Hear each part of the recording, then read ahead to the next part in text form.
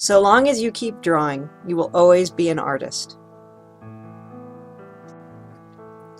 Howdy folks, Shell Presto here. We're doing another sketch and chat where I share an incomplete drawing session with you instead of focusing on an entire drawing process from start to polished finish. But we also have some more fun conversations here. So today I'm going to be talking about my decision not to go to art school after I finished high school. And, well, if you can even call it a decision. But how that's not the end-all be-all of things. And, well, I know that some of you probably thought about that, made that decision, or are making that decision. So here we go. I am going to explain what you're looking at, of course. And it'll make a convenient segue into the topic. The drawing I'm working on today is a rarity for this channel, a straight-up digital painting. It's incomplete at the end of this video, hence the sketch and chat, but it looks pretty darn good by the time I say over and out. I've been a good traditional on-paper artist for well over a decade now, arguably two, but I've never been a great digital painter. I get better and better as I try it more often. I'm doing this as a replacement for a fairly amateur-looking book cover I did a couple years ago. My book covers since then have obviously been better, because you get better as you practice. I'm hoping to make this my best digital painting so far, which is hard, because as far as digital painting goes, I'm self-taught. I didn't take a single digital painting class in college. As a matter of fact, I didn't take a single art class in college, not a one, despite art being my heart and soul in high school and grade school, and despite professional artist being the job I dreamed about back then. Let me preface this story by saying that most parents, including mine, really do try to do what they think is best for their kids. It may not feel like that when you're a kid.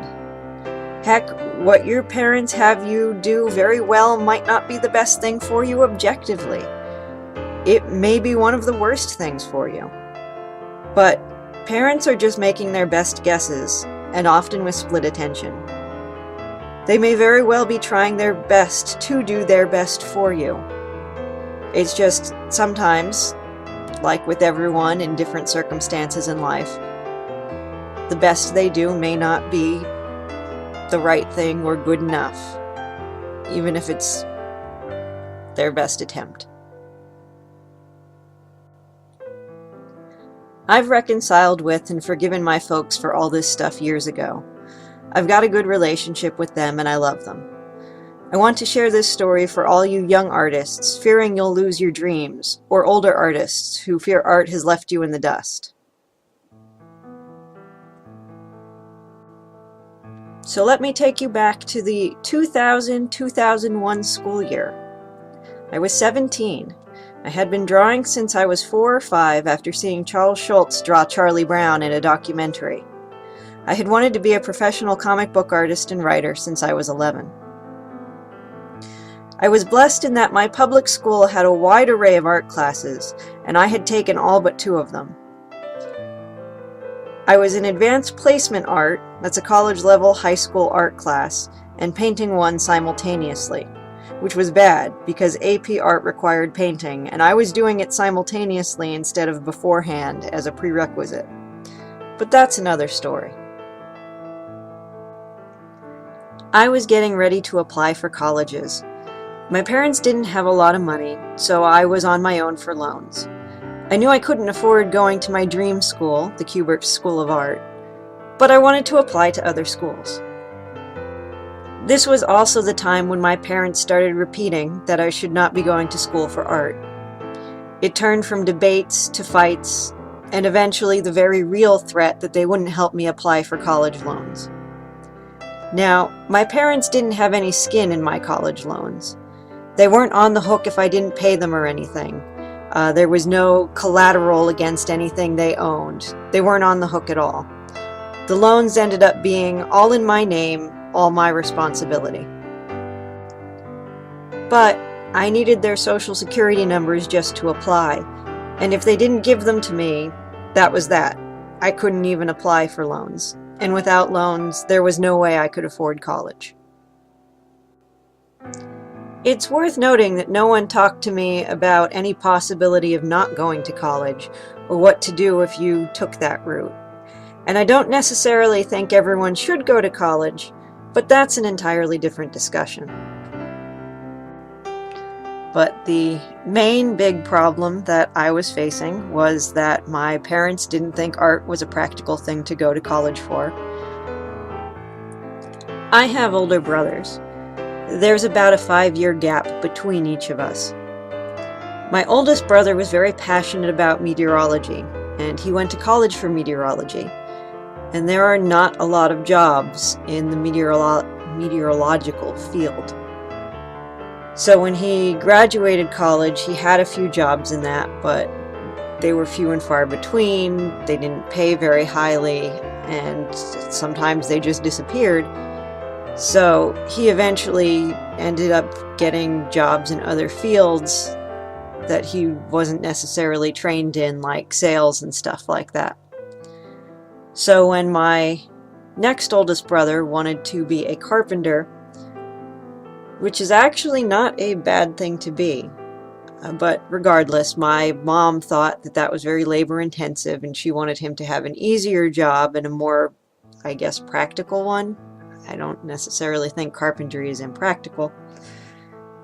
She convinced him to go to college, and he picked sales and marketing or something very practical like that.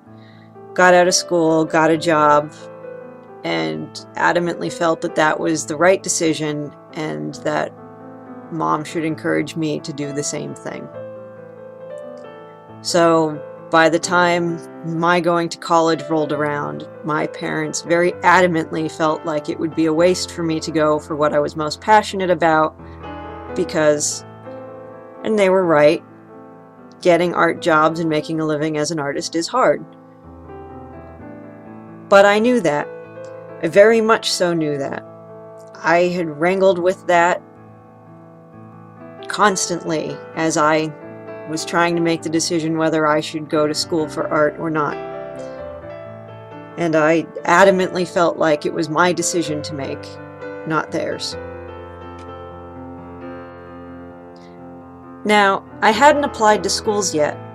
I hadn't even taken the SATs, which is a standardized test that, if you take it and do well, makes you look better to colleges, and it's generally said that if you have good regular school grades and good SAT scores, you'll get into a college. Nonetheless, I felt like a dead man walking in my senior year. I was a very good artist. My teachers and friends knew I was a very good artist. And when you're young, people encourage you, and you feel like you've got all these dreams and all this potential to help you reach them. And mine just disappeared. I was depressed. Really depressed. And it was worse because I was fighting with my parents, so I couldn't talk to them about it or have them help me find a solution to it because they were the source of it. And I'm a pretty cheery, I'll call myself an optimistic realist. I don't think the world is all sunshine and rainbows, but I think you can make the world a lot better by being pleasant and encouraging to others. So I don't like to drag other people down. I didn't want to show the world that I was depressed. I mean, some people didn't even have the option of going to college. Some kids didn't have the grades for it. Some kids wouldn't be considered for loans. I knew my problem wasn't an end-of-the-world problem, but it was going to affect the rest of my life, hugely. So it was a palpable, enormous issue for me personally. Sometimes you're so down that you can't help sharing it. So my art teachers and my closest friends and the other students in my AP art class knew what was going on. My high school had an award, donated by a very generous art-loving individual, of $30,000 that would be given to the top senior art student every year. My teachers knew about it, and the top art student, who was my friend and already had other academic scholarships that would get her through college, knew about it too. One day we sat down and figured out that if I took one more art class and got at least a B, that I would overtake her as the top student and I would get the scholarship. We both wanted to go to the main campus at Penn State, and she wanted me to be her roommate. And if I got that scholarship, I could major in what I wanted because I wouldn't need any information from my parents for loans until well into my college career, when it would be too late to go back anyway. Back then, college was cheaper. It might not have covered everything, but it would have covered a huge percentage of my bill. But my parents were convinced that all scholarships went to teachers' kids, and I was not a teacher's kid. I can't explain it. It was just a bias and a conception that they had. And I told them my teacher said I had a real shot at getting that scholarship, but they would not let me take another art class. In my high school, your parents had to sign off on your class choices. They wanted me to take an SAT verbal prep course instead, even though I was already as good in English and literature and languages as I could pretty much possibly be. English was my top subject. That is to say, the SAT verbal class was a complete waste. But that was that. Without my parents signing off on it, my only chance to get a shot at that scholarship was completely off the table. I knew that and had to accept it and move on, because I just couldn't win the fight with my parents, no matter what I tried. So eventually, in front of them, I sucked it up and hid my feelings and carried on. And I did that in front of a lot of people, but I was really, really depressed. Since AP Art was a college-level class in high school, we ended up talking with our teacher about our future plans a lot. My AP Art teacher, Mr. McCara, knew in detail what was going on, and when word came around that I just wasn't winning that fight, he asked me if I was all right and what my future plans were. And I said I was going to school for something else. And I told him that I was terrified. I loved comic books because I loved art and writing. Art was absolutely half of everything I wanted to do, and I was giving it up. And what felt worse was that I felt like I was already a half-decent writer. I knew my art needed more work than my writing, which was why I wanted to go to school for it. I wanted to learn and get better. I wanted to be an artist. And then Mr. McCara told me something important, something I hope I'll never forget. He told me, so long as you keep drawing, you will always be an artist. It didn't make what was going on any better, of course. It didn't fix the situation, but hearing him say that to me made me feel 1,000,000 times better. Because at the end of the day, it really is that simple. If you go to college for art, you'll get better at art than if you go for something different. You're putting tens of hours a week into art when other people in other majors have to put those tens of hours into something else that isn't art. Practicing anything that much will make you better, faster. Maybe not at exactly what you want to draw, but overall, you'll end up better. But you don't have to go to school to continue doing something you love.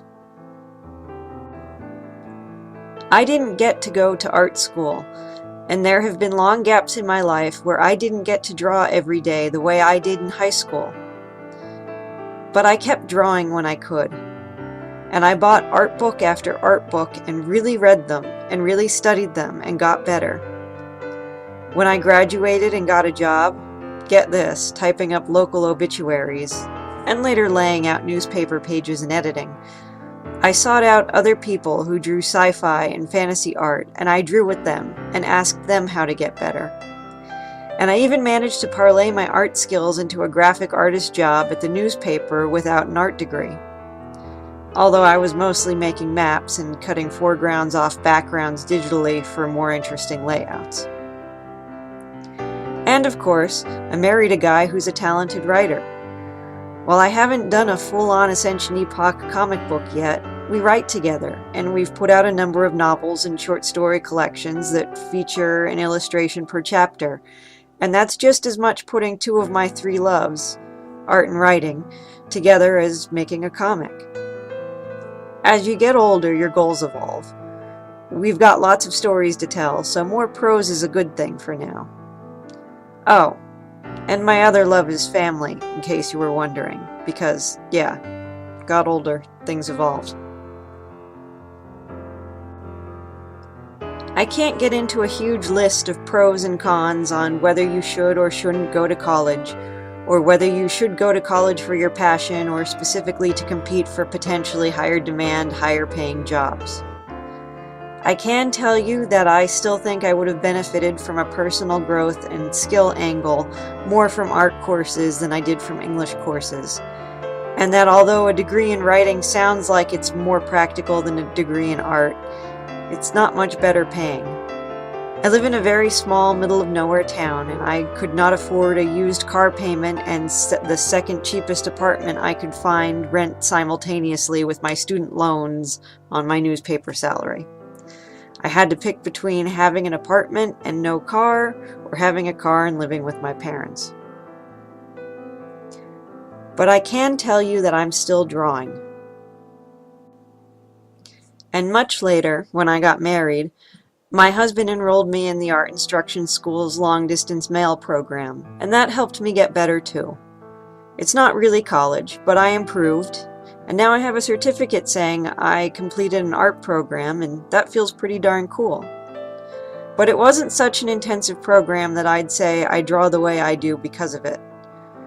I draw the way I do because I kept drawing when people tried to pressure me out of it. I draw the way I do because I challenged myself to draw better, and sought out ways, books mostly, to improve what I thought I was bad at. I draw the way I do because I sought the opinions of people who could tell me how to improve, and listened when they said I was drawing something the wrong way.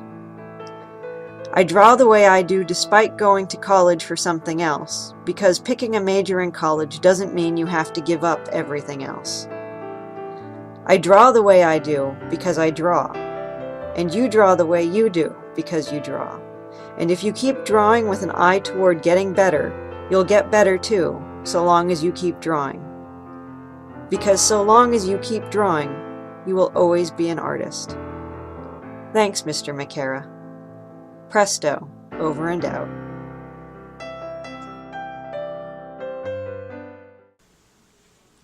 You stuck around. Awesome. 2001 was not all doom and gloom for me, obviously. I was graduating, and that was exciting, and I was getting better at art regardless of what my career path was going to take from that point on. 2001 was the first year that my artwork was published in a large magazine. So this is An America. It was a popular anime magazine back in the day.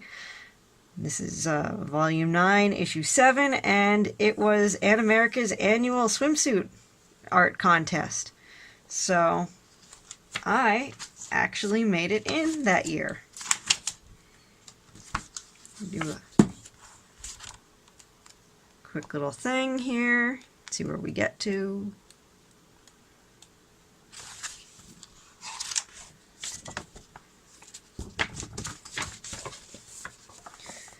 And you can see in the fan art gallery, I won Best Male. You can see my full name properly misspelled there. Thank you, An America. But I was still super excited. I did not care that they spelled my name wrong at all. And despite the fact that my name's in here as Michelle Persilio, I was going by Shell Presto at the time already. So this is Zell Goddess from Slayers. I've mentioned that anime so many times on here already. It's him saying, "Just jump in, Zell," they said. "It only looks deep," they said. "They think it's funny that rocks don't float." And that was a really high point in 2001 for me. This is a photocopy of the original work. I think I still have this original piece, but I was somewhat upset that they cropped out my shocked fish from the magazine. As you can see, the humor value goes down a little when you don't see the cute fish. But, oh, and here's my signature cut off on here, but I was signing things Shell Presto, aka Shell Presto, even back then. So I have had that online pen name for quite some time. And that's it, folks. I just wanted to share that little piece of upbeat 2001 with all of you. So keep drawing, folks, and have an awesome day. Presto, over and out.